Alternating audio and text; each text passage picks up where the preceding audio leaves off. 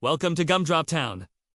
All the houses are made of bubblegum, the fountains are filled with soda pop, and the clouds are spun sugar cotton candy clouds. Here all the kids chew bubblegum and blow huge bubbles which float up into the sky. Look at this one! It's so high! I bet it can touch the clouds. Ha ha! Here comes another one! And another! But let's look over here. Oh! There's a little panda trying to blow a bubble. He takes a big, deep breath and blows. Pop. He tries again. Pop. It just comes out as a tiny little puff. The other kids are blowing massive bubbles.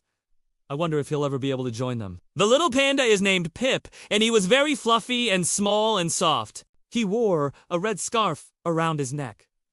And he loved watching the other kids blow their bubbles. Every day he practiced blowing bubbles, but all he could do was pop tiny little puffs. He wanted more than anything to have a big bubble so he could float above Gumdrop Town and see what was beyond the cotton candy clouds. But no matter how hard he tried, he could only make tiny pops. One day, while Pip was practicing his bubble blowing, something amazing appeared in the sky.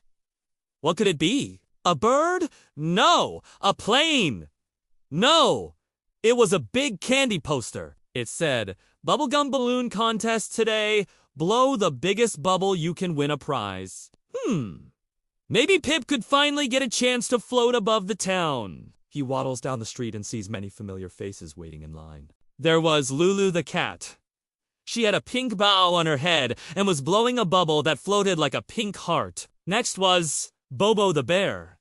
Bobo was a huge bear with an even bigger bubble. His gum was the size of a house. It was amazing. Then there was Zippy the fox.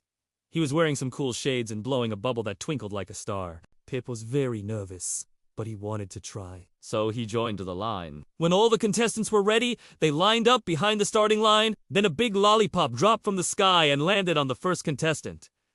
"Contest start!" he shouted. And with that, the first contestant blew a bubble pop.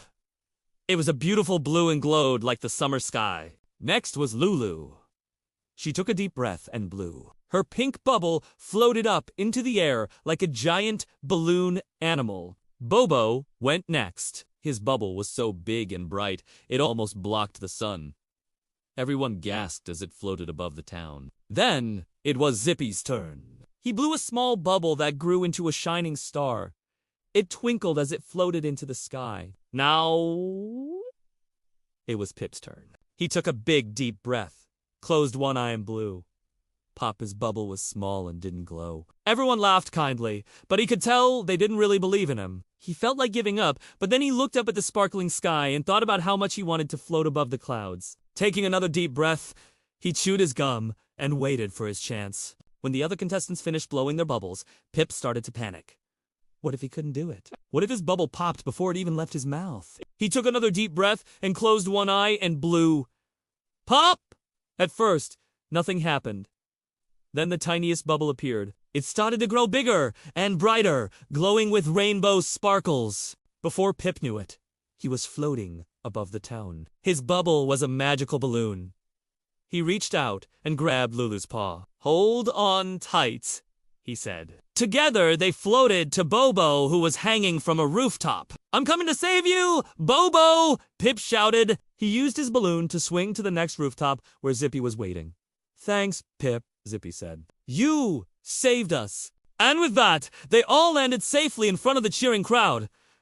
The townspeople showered Pip with candy confetti. They had never seen such a tiny panda be such a big hero. The judges came over and presented Pip with a golden bubble medal. It sparkled just like his balloon. Pip blushed and smiled proudly. As he walked back to his home, he looked up at the sky and saw his balloon floating among the cotton candy clouds. It twinkled all the way up until it disappeared from view. Did you like this story? Dream big, believe in yourself, and subscribe for more stories.